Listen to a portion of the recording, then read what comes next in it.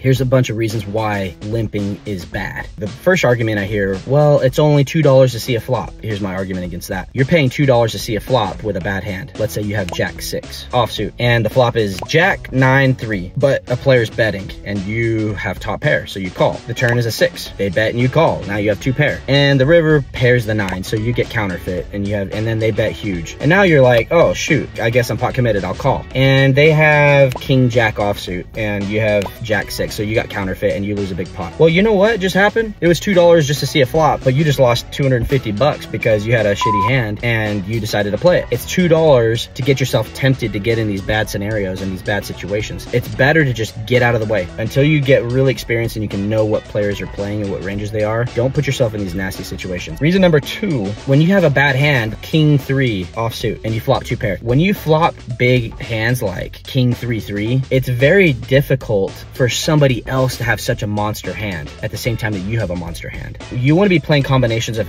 hands. When you hit a big hand and someone else hits a big hand, you want to have the stronger end of it. But when you play bad cards, like they're just weak, and you hit a big hand, it's just like so unlikely for anyone else to have anything good. So you don't get any money. So you're going to bet and everyone folds. You don't really get a lot of upside potential very often with your weak marginal hands like that. Here's a third reason why limping is bad. When you limp, it's very rare you're going to limp with a big hand. And so people can range you a lot easier. They know that you have weaker hands. I mean, the best hands you're going to limp with are like King Queen, you know, nothing crazy good. I'll go over this in other videos, but when they're in position, they're going to be raising and putting pressure on your range. They're going to raise and you're going to call and you miss the flop and they're going to be able to put pressure on you because they know the kind of cards you're limping with. Let's say you limp with a strong hand, aces or kings or queens. Okay, well, what are you going to do? Is limp and call and then check it and call and check it and call? Okay, well, that's not getting very much value for your big hands. Let's go the opposite way. Let's say you limp and they raise it and you re-raise them. Okay, well, now they know you have aces or kings or queens and they fold. So limping doesn't give you very much value and you're just going to get punished by a decent player that knows how to raise and put the pressure on your range. Reason number 4 why limping can be bad. Limping means you're just calling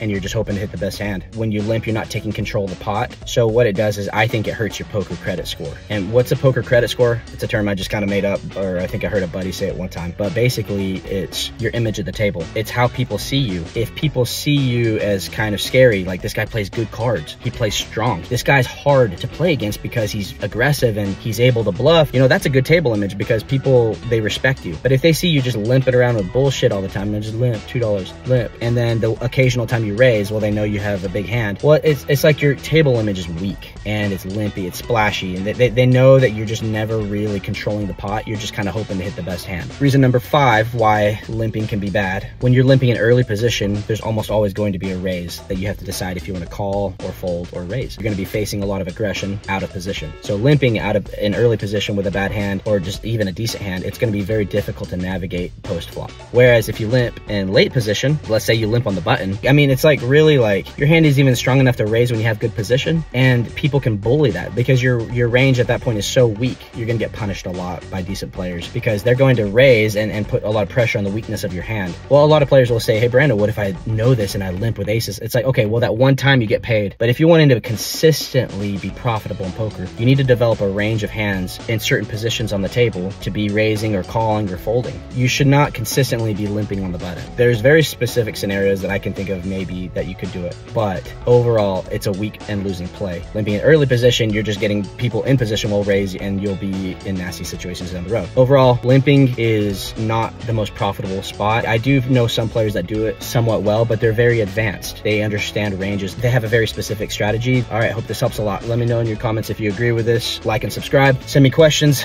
I love creating this content. It's fun. See you guys in the next video. Peace out.